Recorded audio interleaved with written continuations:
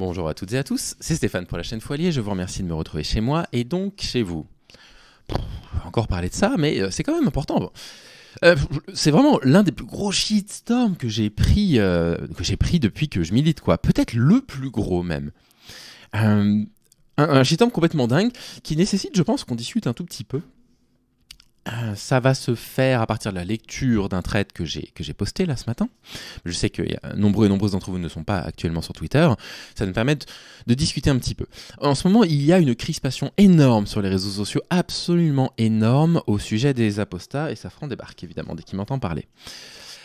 Crispation absolument énorme. Une crispation qui se comprend à bien des égards, parce que les apostats, en particulier de la religion juive et musulmane, quand ils apostasient publiquement, subissent des pressions de leurs anciens groupes, des pressions colossales.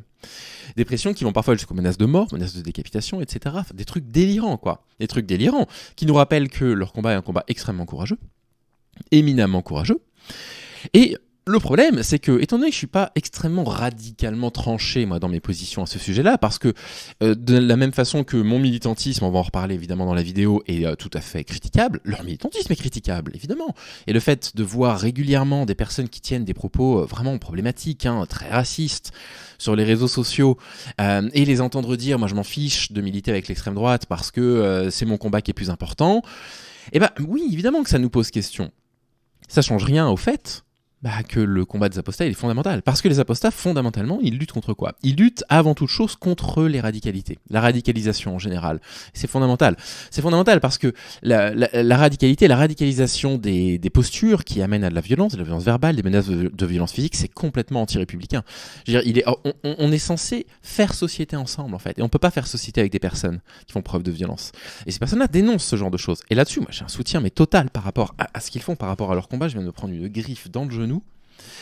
Waouh, elle était bien enfoncée là, la griffe. Hein. Aïe, aïe. Bref. J'ai fait un thread avec ça pour pouvoir répondre un petit peu à ce qui s'est passé parce que j'ai pris 500 notifications d'insultes en général en l'espace de 3 heures. Je suis juste allé dîner tranquillement hier soir. J'ai passé un très bon moment. En plus, en dîner, je ressors, mais j'ai lu ce qui se disait sur moi. C'est fou. Allez. On en fait la lecture de ça parce que... Non mais il est absolument insupportable ce chat, je vais le mettre à l'adoption si ça continue. Mon bébé à moi. Allez, je vous lis ça. Donc, c'est tweeté ce matin. Thread, quand le fait religieux déborde la République. Et de fait, je pense que le fait religieux est en train de déborder la République et ça n'est pas normal, on est dans une République laïque. On assiste actuellement à des faits particulièrement inquiétants. D'un côté, des apostats des religions monothéistes sont menacés par les anciennes communautés, de l'autre, une montée des radicalités. J'ai dit radicalité pour pas dire plus, mais j'en pense pas moins. Vous commencez à me connaître. Quand je parle des religions monothéistes, je connais assez peu d'apostats de la religion catholique. J'en ai déjà rencontré, évidemment, des anciens catholiques, mais je ne connais pas d'apostats militants de la religion catholique, donc je ne sais pas ce qu'ils subissent comme pression. En revanche, j'ai déjà reçu des apostats de la religion musulmane et de la religion juive sur la chaîne, on en a déjà parlé, et je sais quelle pression ils subissent, et ça n'est absolument pas normal. Pour commencer, je rappelle pour la énième fois mon engagement à défendre en France le droit de pratiquer librement sa religion, tout comme le droit d'apostasier, avec la même ferveur et la même sincérité, ce qui ne m'empêche pas d'émettre des craintes. Et là, je maintiens ce que je dis là. Si on se bat pour la liberté de toutes les minorités à pratiquer leur culte librement, on doit se battre avec la même intensité, la même ferveur pour la possibilité à ces mêmes personnes d'apostasier dans la même liberté, sans craindre des représailles. La récupération de ces luttes, en particulier des apostats de l'islam et du judaïsme par l'extrême droite, est au centre de mes préoccupations. Voir ensuite des apostats défendre des auteurs de propos racistes et identitaires condamnables par la loi m'inquiète profondément. Et là, vous allez comprendre pourquoi je me suis mangé un shitstorm. Vous allez comprendre comment les gens partent vraiment à 100 à l'heure dans leur tête. Certains auteurs de ces propos racistes sont actuellement dans le viseur d'associations qui engagent des poursuites à leur encontre. C'est tout à fait vrai, j'ai été contacté par rapport à ça. Et l'incapacité de quelques apostats à s'en désolidariser est une question assez curieuse à réfléchir. Et qu'est-ce que certains ont compris, certaines personnes radicales qui voulaient absolument me faire passer pour un soutien des islamismes, que moi, Foilier, j'aurais contacté des associations pour foutre des apostats au tribunal. Non mais réveillez-vous, Il y a actuellement, vous soutenez actuellement des personnes qui ont tenu des propos, et ces personnes-là sont dans le viseur effectivement d'associations antiracistes en particulier. Je sais qu'il y a des plaintes qui ont été déposées, d'ailleurs, qui ont déjà été déposées, en l'occurrence, mais c'est pas vous. Par contre, je m'émeus du fait que vous les défendiez. Vous allez défendre des personnes qui seront peut-être condamnées dans 3 ou 4 ans pour incitation à la haine raciale. Vous les défendez. Et ça, c'est pas normal. Il faut que vous compreniez aussi mon émotion par rapport à ça, quoi. Certains auteurs de ces propos racistes sont dans les associations. Bref. Cela étant dit, certains apostats reçoivent des menaces, des violences verbales absolument intolérables. On va en parler demain avec un apostat de la Légion musulmane, justement, qui intervient sur la chaîne, qui m'a envoyé des captures d'écran de ce qu'il reçoit. C'est inimaginable. Maintenant, j'aimerais simplement vous dire quelque chose. Si vous êtes scandalisé par le fait que des apostats soient menacés d'être décapités, vous avez raison. Mais j'aimerais bien que vous soyez scandalisé par le fait que je reçoive exactement les mêmes menaces.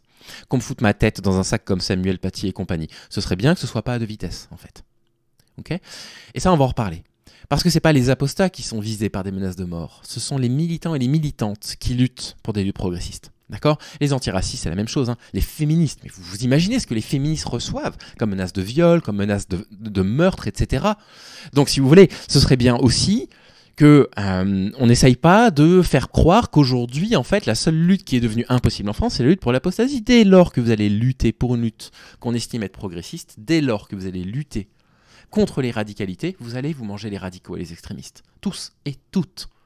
Tous les militants politiques de gauche subissent ça. Le Sénat a fait voter en 2021 une loi qui punit de 7 ans d'emprisonnement et 75 000 € d'amende quiconque qualifie publiquement l'apostasie comme étant un crime ou appelle à la violence ou à la haine à l'encontre d'un apostat. On est sur Twitter, j'ai dû simplifier. En réalité, la loi, elle dit quoi ? Elle dit qu'il est puni de 5 ans d'emprisonnement et de 50 000 € d'amende le fait de qualifier publiquement l'apostasie, donc c'est un peu moins. Mais en revanche, la peine est bien portée à 7 ans d'emprisonnement et 75 000 € d'amende si cette qualification publique est assortie d'un appel à la violence ou à la haine à l'encontre d'une personne présentée comme un apostat. N'ayez aucune crainte là-dessus, et je vais le revalider et appuyer dessus dans cette vidéo. Si vous êtes vous-même apostat et que vous subissez de telles violences, je serai le premier à porter votre voix et à appeler à des condamnations extrêmement strictes de vos agresseurs. Ils sont un frein à notre vivre ensemble, aucune tolérance. Et non seulement aucune tolérance, mais en plus de ça, si vous avez besoin de témoignages, parce que moi j'ai lu des trucs aussi à votre sujet que vous n'avez peut-être pas lu, je serai là. Je serai là pour aller trouver des captures d'écran, des personnes qui vous menacent de mort. Parce qu'il n'y a absolument pas de place dans la République française, dans une démocratie comme la nôtre, pour des personnes qui ne savent pas vivre ensemble, qui ne comprennent pas le vivre ensemble. Il n'y a aucune place pour ces gens-là, et de toute façon, vous aurez toujours mon soutien si vous subissez ce genre de choses. D'un autre côté, je le rappelle, les actes antisémites et islamophobes sont en perpétuelle hausse ces derniers mois, menaçant la liberté de culte de nos citoyens. C'est aussi proprement inacceptable et on doit lutter contre toute forme de radicalité, en fait. Les menaces de mort que les apostats subissent, et les menaces que subissent les croyants en France. Les actes antisémites qui augmentent. Les actes islamophobes qui augmentent aussi. La France est un pays laïque, dans lequel la société civile et la société religieuse sont strictement séparées officiellement. Il est de la liberté individuelle de chacun et de chacune de pouvoir pratiquer ou apostasier de sa religion dans une liberté totale. Les discriminations sont pourtant en perpétuelle augmentation, qu'elles soient à caractère sexiste, racial, religieux ou autre, bien sûr, couleur de peau et compagnie. Que vous apostasiez ou non, il est fondamental de rappeler que le combat pour les droits des minorités n'est jamais gagné. Et ça, j'aimerais le rappeler, parce que les militants de l'extrême droite, qui récupèrent certains des apostats, sont totalement contre le droit des minorités, Ils seront, vous allez voir la malhonnêteté des gens, ils seront les premiers, le jour où il faudra faire voter une loi immigration pour renvoyer les apostats de la Légion musulmane, à essayer de vous renvoyer chez vous. Et j'avais dit dans une vidéo que les militants de l'extrême droite, et j'avais une capture d'écran pour pouvoir le prouver, ne vous considéraient que comme des arabes de service. Et bien vous avez des gens sur les réseaux sociaux qui ont prétendu que j'aurais dit que les musulmans en France sont des arabes de service. Mais vous voyez à quel point ils cherchent un antagonisme, quoi.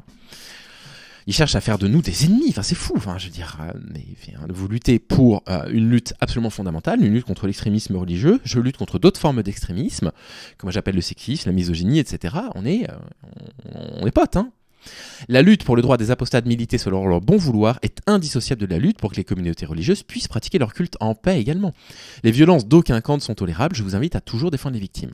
Et dans le même temps, l'État français convie à sa table des responsables religieux pour discuter d'une éventuelle loi sur la fin de vie. On marche sur la tête et on questionne leur notion de la laïcité. La séparation stricte entre le pouvoir et le religieux, là, elle est questionnable. La question du fait religieux reprend une ampleur considérable en France, ce qui est en opposition absolue avec des valeurs laïques. L'islam est au centre des sujets, les responsables religieux sont conviés à s'exprimer sur des sujets de société, et j'en passe. Et c'est vrai que quand on nous balance des faits divers, c'est tout le temps pour dénoncer les mêmes types de personnes. Parce que si vous sortiez de votre bulle d'algorithme, vous verriez des faits divers avec des blancs qui agressent des arabes toute la journée également. Certaines associations féministes se sont même vues retirer leur financement par prétendu antisémitisme pour ne pas avoir assez dénoncé le massacre du 7 octobre 2023 en Israël. Instrumentalisation encore d'un fait religieux, tout ça est inquiétant et on doit lutter contre tout ça. D'accord ? Merci Aurora Berger. Cette situation explosive entraîne des prises de position d'une radicalité folle sur les réseaux sociaux où les discours manichéens abondent. Il faudrait être totalement anti-islam ou être accusé de soutenir l'islamisme. C'est très exactement ce qu'on me reproche. Des accusations dingues qui mettent tout le monde en danger. Pire, cela donne l'impression de clans irréconciliables. La gauche qui ne soutiendrait pas les apostats contre l'extrême droite, qui se présente comme le grand défenseur de la parole des opprimés et des minorités. Non mais on croit rêver. Les attaques sont systématiques, incessantes et ridicules. Ainsi, on me somme de réagir publiquement sur une masse de faits divers. Je vais vous en parler. Là ce matin, il y a quelqu'un qui m'a dit, il y avait un prêche, je ne sais pas dans quelle école en France, d'un musulman qui expliquait que la théorie de l'évolution c'était une connerie. Et on dit, bah, qu'est-ce qu'il en pense le fou allié? Mais à votre avis, qu'est-ce que j'en pense? Vraiment, je veux dire... Vous me demandez ce que je pense de ce genre de choses. Vous me demandez ce que je pense de vidéos où on voit des musulmans dire les koufars, on va les décapiter, les Français, machin, machin. Je veux dire, on va décapiter les Français. Mais qu'est-ce que vous pensez que j'en pense, en fait? Vous croyez que c'est un truc que je tolère? Évidemment que je tolère pas. Et vous me sommez de réagir partout sous tous ces faits divers. Mais si à chaque fois que je vous demandais de réagir sur un fait divers d'un blanc qui violait un gamin pour dire alors, tu vas dire que les blancs ils ont un problème avec la pédocriminalité, vous finiriez par me dire mais il faut qu'ils nous lâchent là un petit peu. Oui, il faudrait peut-être nous lâcher avec ça. Des accusations formulées déjà par celui que j'emmène au tribunal, qui m'avait déjà mis une cible sur le dos. C'est à partir de là que j'ai reçu les menaces de décapitation, en prétendant que je serais un soutien de l'islam radical en France simplement pour avoir défendu les droits des Gazaouis de vivre loin de l'horreur, tout en reconnaissant la légitimité au peuple juif de pouvoir vivre sur une terre où il ne subirait aucune violence, en appelant toutefois que cette terre ne soit pas l'issue d'un colonialisme aveugle, totalitaire et meurtrier. Ce n'est apparemment pas assez radical. Je peux reformuler mes positions là-dessus si vous le souhaitez. Je soutiens totalement le peuple de Gaza actuellement qui subit un massacre absolument inimaginable. Et d'un autre côté, les Juifs n'ont jamais eu une seule terre sur laquelle ils ont été tranquilles.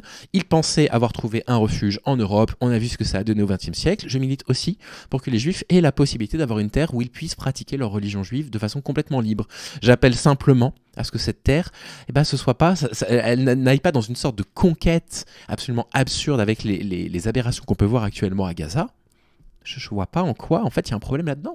Je vois pas en quoi je soutiendrais l'islamisme et du coup l'antisémitisme en même temps, j'imagine.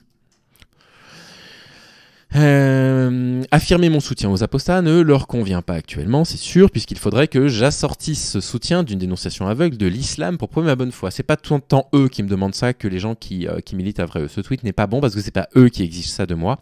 Ce sont les gens qui les suivent et qui sont sur notre dos avec Paduring en ce moment, je veux dire, sans aucune interruption.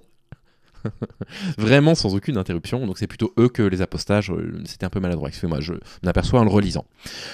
Ça n'arrivera pas, je ne dénoncerai pas aveuglément l'islam. En fait, si, ça arrive un petit peu, mais pas sous la forme que vous pouvez l'imaginer. Ce que je précise, personne n'est au-dessus des lois de la République. Ni les pratiques de l'islam que les apostats dénoncent régulièrement dans leur travail courageux, ni celles des autres. Et je dis les autres, lesquels? Parce que souvent on dit lesquels. C'est un problème que vous me demandiez lesquels. Parce que je suis effectivement scandalisé des dérives justifiées par la pratique religieuse, sans aucune distinction de la religion. Toutes les religions sont critiquables et condamnables sur pas mal d'aspects. Et je prends des exemples. Les marches pour la vie, organisées régulièrement par les associations catholiques anti-avortement, fleurissent. Des manifestations parfaitement illégales, tolérées au nom du droit de la liberté de culte. La manif pour tous, anti-LGBT au possible, elle existe encore. Les orthodoxes juifs, chez qui les femmes ne sont que des substituts, tout juste bonnes à se cacher en période de menstruation. Les prises de position délirantes de l'église catholique, que ce soit sur le préservatif, sur tout ce que vous voulez. Les cours d'éducation à la sexualité hors du temps qui encouragent le viol conjugal, qu'on peut retrouver aussi dans certains discours chez les juifs. Bref, toute pratique rigoriste d'une religion est une injure aux principes républicains, affirmant l'égalité entre les individus. Rien dans mon discours n'a jamais toléré aucune de ces pratiques. Elles sont profondément incompatibles avec la République.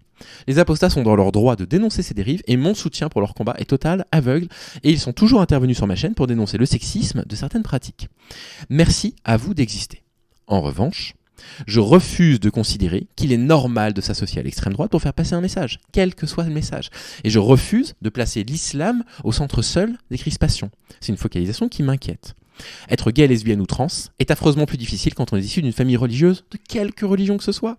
Et je précise, l'athéisme ne protège pas non plus du conservatisme, loin de là. Il y a beaucoup de familles qui ne sont pas religieuses, qui envoient des gamins parfois en thérapie de conversion. On a lu des choses comme ça. La lutte contre les radicalités, ça n'est pas qu'une question de lutte religieuse. Votre travail d'apostat est extraordinaire de courage, mais ne vous y trompez pas, le travail des militantes et des militants progressistes, l'est tout autant. Les féministes, les antiracistes, les anticolonialistes, les pressions qu'ils subissent sont toutes aussi dingues, et les menaces de mort également. Les résistances à ces mouvements viennent de personnes violentes et conservatrices, qu'elles agissent ainsi au nom de l'islam, du judaïsme, du christianisme ou aucun motif religieux pour des convictions politiques, sociétales ou autres. C'est un point que je refuse que l'on perde de vue. La lutte contre toutes les radicalités est essentielle. Il serait bon de cesser de prétendre que celui qui ne lutte pas quotidiennement avec les apostats serait islamiste, comme il serait ridicule pour moi d'affirmer que celui qui ne milite pas tous les jours avec moi est sexiste. La violence est incompatible avec la République, quelle qu'en soit son origine. Il serait bon de cesser de nous attaquer avec autant de violence et de reproduire ce que précisément nous sommes censés dénoncer. La tension est à son paroxysme et je conclus. Force à vous les apostats de tous bords, je le pense. Vous êtes merveilleux de courage, mais de la même façon que mon militantisme n'est pas exempt de toute critique, le vôtre ne l'est pas non plus. Ce qui est sûr, c'est que vous n'êtes pas mes ennemis, je ne vous ai jamais considéré comme tel. Toute la radicalité aveugle de la société que vous dénoncez, je la dénonce avec vous. Et je réitère ce que je vous ai déjà dit plusieurs fois, la chaîne du Fou Allié vous est totalement ouverte pour représenter votre discours et votre combat, vous aurez la preuve demain. Prenez soin de vous et cessez de nous antagoniser de la sorte, je n'accepterai plus ce que j'ai lu à mon sujet hier sur les réseaux sociaux, parce que du coup ça crie au fait que je sois un islamisme. S'il y a des personnes qui n'ont toujours pas compris la situation judiciaire dans laquelle je suis, eh ben c'est triste pour eux, mais ils le comprendront autrement. Ça me fait de la peine, mais c'est comme ça. Et il y a Safran qui vient pour conclure et qui m'éloigne le micro. Safran, m'éloigne pas le micro. Voilà. Bien sûr qu'il faut lutter contre toutes les formes de radicalité. Bien sûr que la pratique rigoureuse de la religion est une forme de radicalité. Qui est une forme de radicalité extrêmement misogyne, anti-LGBT, tout ce que vous voulez, à l'évidence, mais il n'y a pas que ça. Hein. D'accord hein. Il y a beaucoup d'athées qui sont également profondément conservateurs, quoi. Qui tiennent des propos très graves sur les femmes, sur les minorités, etc. Bref. Prenez soin de vous. On descend d'un cran, s'il vous plaît. Je ne vous traite pas de facho, vous me traitez de gauchiste et d'islamiste tous les jours. Ce serait bien que on essaye de tous faire prendre un tout petit peu de bienveillance et d'écoute les uns envers les autres, je pense. C'est tout ce que j'avais à vous dire. Prenez soin de vous. Salut.